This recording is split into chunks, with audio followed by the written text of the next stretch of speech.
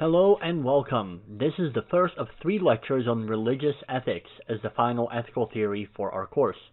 Unlike the other ethical theories, we're going in reverse, first introducing a major problem and then building up our structura in the next lecture.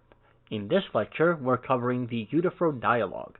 Specifically, we're interested in the Euthyphro dilemma and how it affects the possibility of religious ethics. Euthyphro is a dialogue in which Socrates engages with a theologian named Euthyphro on the question of what is pious behavior. Piety, in this case with reference to the Greek gods, represents the way in which we should relate to the divine and its communication with us. This is essentially the question of highest moral value and the theory it produces. While the religious details may seem rather unimportant to our modern understanding, the metaphysical importance is absolutely critical for creating and maintaining society. The idea of piety here will influence every other key term used by the Greeks to establish their societies. These elements give us ethics, they give us the shape of society we want to bring about, they give us the blueprint for the development of that society and culture. This is the case because the gods of Homer are supposed to provide the meaning of all those elements, but piety is all about the relation of humans to gods, and thus to all the ideas that the gods have. The dialogue centers around defining the notion of piety, but Socrates is not interested in knowing whether this or that act is pious or not. He wants the underlying principle that will tell him the rules of understanding piety in all cases. Euthyphro, on the other hand, keeps using the kinds of definitions that are offered by Homer.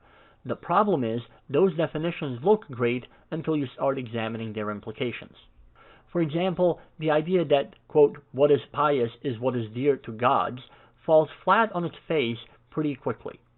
For starters, the Greek gods don't agree on what is dear to them. The same gods are actively at war with one another, are always fighting, they support opposite causes, and what is dear to one god is reviled by another. Case in point, Zeus had a thing about sleeping around, in that he did it all the time. So if Zeus shows up at your house and asks you to do what is dear to him, you make Zeus happy. That's pious action, right? Well, not really, because his wife Hera finds that behavior abhorrent and will try to murder you a lot. See the problem here? The definition might work if the Greeks had one god, or if their gods were in harmony. But as it is, the dear to gods definition of piety is entirely broken. Another standard answer by Euthyphro is that piety is prayer and offering sacrifices, but that definition is about begging for things and giving things to gods, and Socrates tears that apart right quick. The most quoted line is, of course, the one where Socrates narrows in on the problems of these definitions by asking Euthyphro to provide a clear distinction. Quote, is the good loved by the gods because it is good, or is it good because it is loved? That's a bit complex in phrasing, so let's break it down. If the good is defined as what gods love, then there are only 2 options available. In one case, the gods recognize the goodness of a thing, and that's why they love it. If this is the case, then the idea of goodness is not part of gods, and it is not defined by gods. Instead, it is something that gods recognize as existing out there in the world. If this is the case, then obedience to gods makes no difference for us humans, because if gods can recognize this external value, then so can we. That is, you can do the same job as the gods by simply learning what is good. In the other case, whatever gods happen to love is considered to be good because gods love it. So, if today Zeus loves saving kittens, then saving kittens is good. But if tomorrow Zeus decides to change his mind and decides that he thinks that kicking kittens is good, then you need to start kicking kittens. In a more practical example, if Zeus wants you to go to war with some group of people today, then you should, if you want to be good. But if tomorrow he decides that you should be crucified for having attacked that group of people, well, that's good too. And this becomes wildly inconsistent, and because the Greek idea of God was so human, or rather worse than human, this presented a real problem to the Greeks. This also presents a problem for any kind of a stable metaphysical or ethical structure. If you don't have a concrete bedrock set of principles from which you build your ethics, then you can't build or maintain a society. And this seems to be the big idea that Socrates is pushing here. Ultimately, if the concept of the gods is confused, then so is your highest moral value. And that means that your rules, your theory, must be confused as well. And if your two descriptive elements are confused, then you can't figure out anything about your normative rules, because you derive them from the prescriptive ones. So that's the dialogue itself, but why do we care?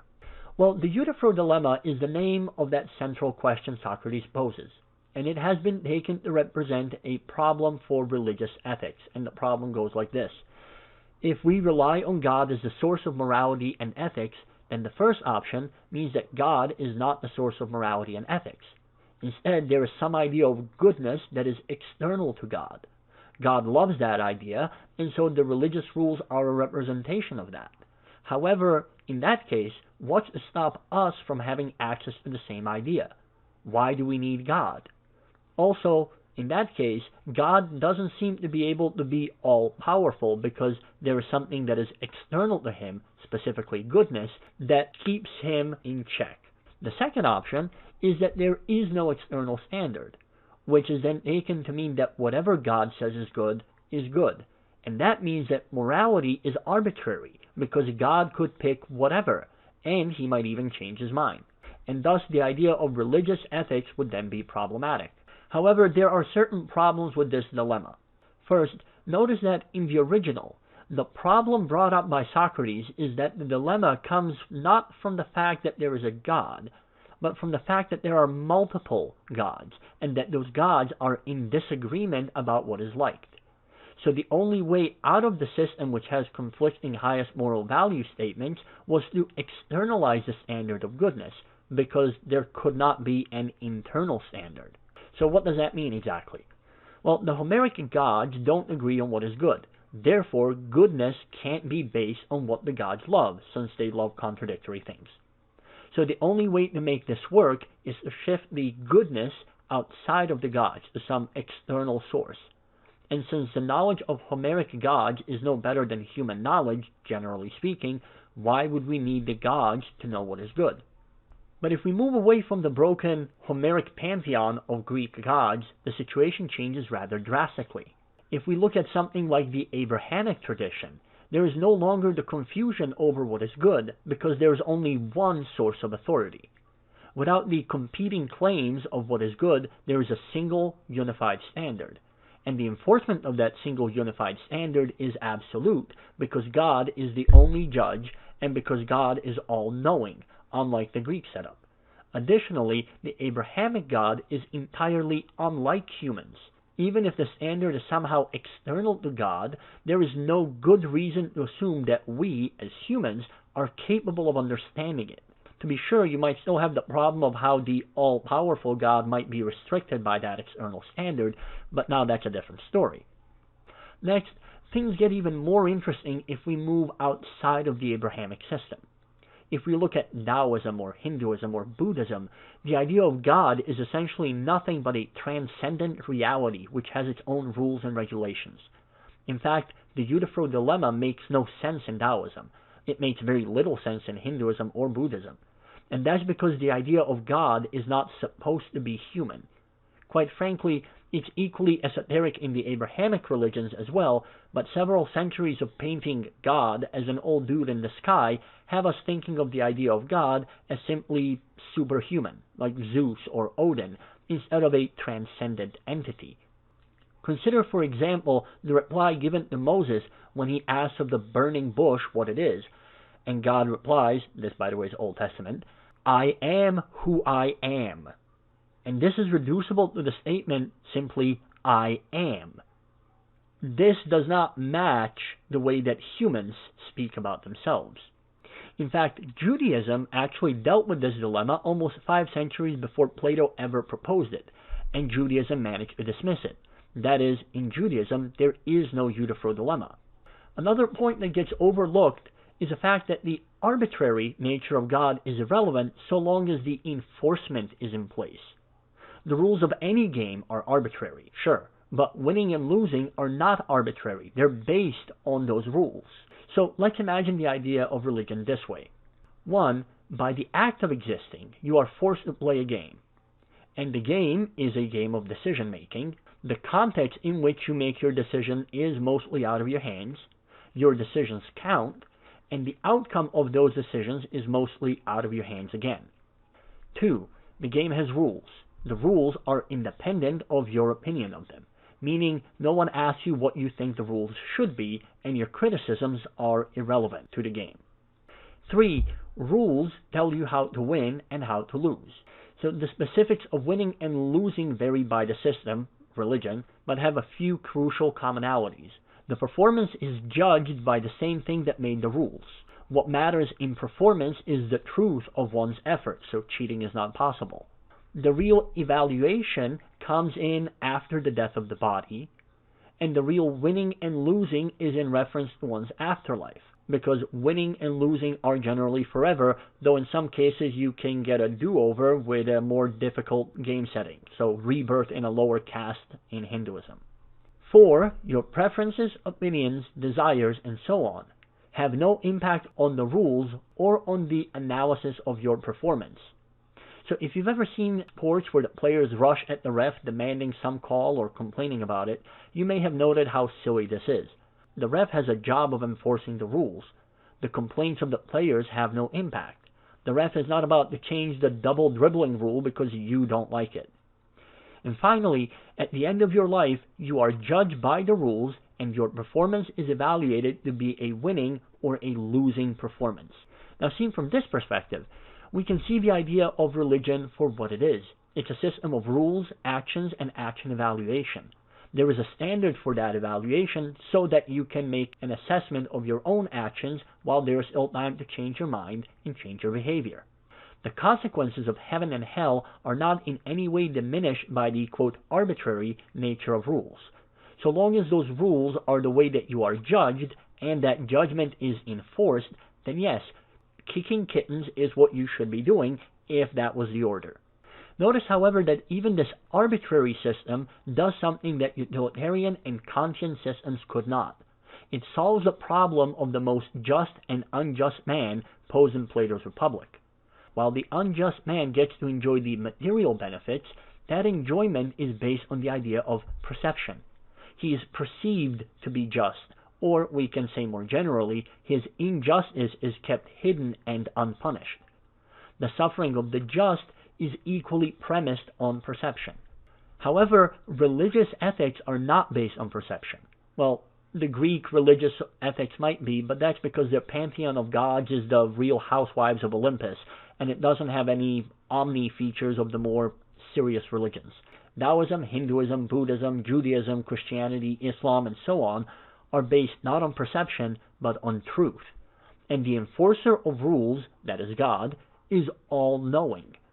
Therefore, the punishment of the most unjust person is certain, and that punishment outweighs the entirety of all the unjustly gained benefits. Similarly, the reward of the just man is certain, and it outweighs the entirety of all injustices suffered. And because the system is anchored in the idea of justice by whatever the rule set, there is no way of getting disproportionate benefits in the long run. You can't cheat the system, so the idea of doing injustice stops making sense. Finally, a more interesting way of addressing the Euthyphro dilemma has been the rejection of its dichotomy. That is, rejecting the idea that there are only two options.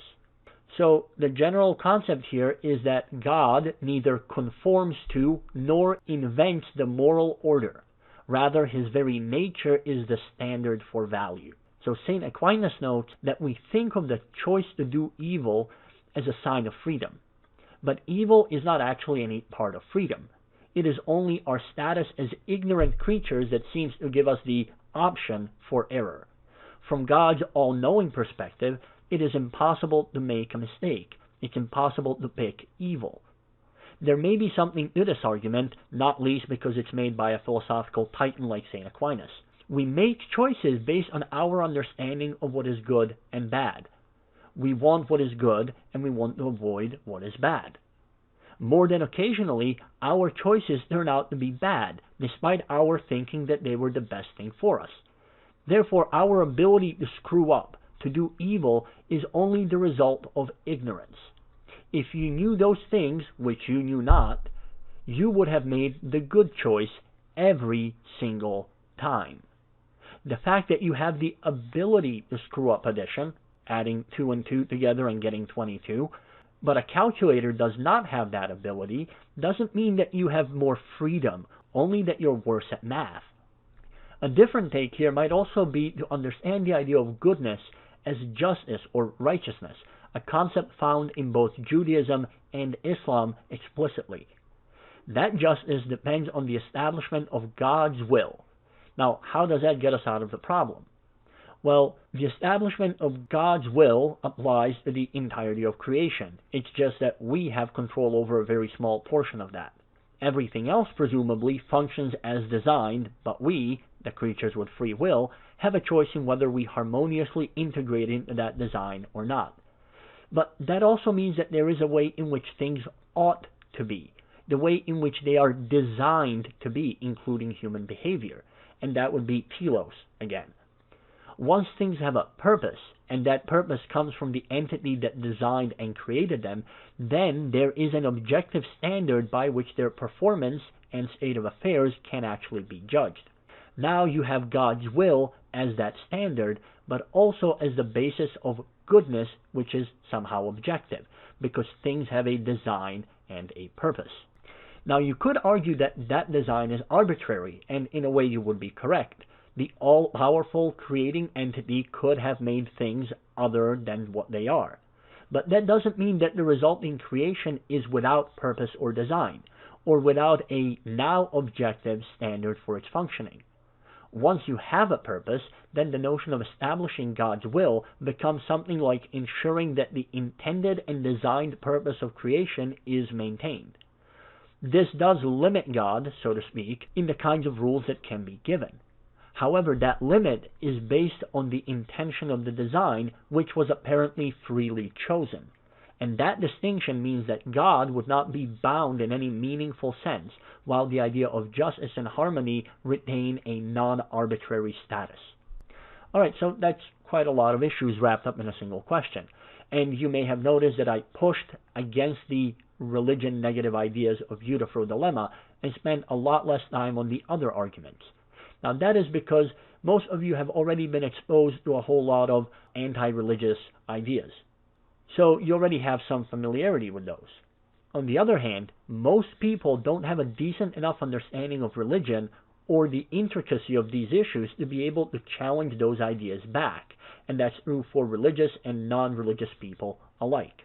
Now, for me, given that religion has governed just about the entirety of human existence until about 250 years ago, and the fact that some 84% of the world population identifies with being religious, and the fact that ethical theories in religious thought have been the primary staple for developing just about the entirety of human society, I think it's fairly important to understand that it's not just a bunch of random superstitions illogically stacked on each other. At the very least, religion has served an important social function in guiding the development of humanity, and thus the idea that religious ethics should not simply be dismissed because we happen to not be religious. We don't dismiss history just because we don't agree with the conclusions that were drawn at the time. We don't throw away the pyramids, the ziggurats, the temples, the cathedrals, the mosques, the art and architecture, the civilizations produced by religion, just because they were built from religious reasons. Our problem seems to stem from the old dude in the sky idea, which passed on from artistic representations that have no basis in theology, and then through popular culture, where the idea of God is reduced to essentially the Greek ideas of Homeric gods. But reading classical theologians, one gets an entirely different picture. For them, God is a highly complex set of rational and philosophical ideas about the nature of reality, the highest moral value, human nature, human conception of self and the world, of reason and of logic. So, to dismiss the ethical background for the vast majority of all people, even today, or to dismiss the overwhelming majority of history of ethical thought throughout human history because you happen to disagree with the origins seems to me to be an act of sheer ignorance. At the very least, as noted in our reading on the importance of diversity, you should be able to learn what not to do. More importantly, I would argue that understanding how religious ethics work will give you a much better insight into some aspects of human behavior that you will simply have to deal with in a predominantly religious world, and therefore a much better sense of understanding history. Quite frankly, if I lived in a place where 84% of the people around me were Pastafarians, I would go and learn Pastafarianism. I need not believe it, but understanding how people around me think gives me a far better chance of successfully interacting with them. Well, that wraps up our lecture on Euthyphro. I hope you are at least a little bit more confused than when we started. As always, if you have comments or questions, you can leave them in the comment section or email me.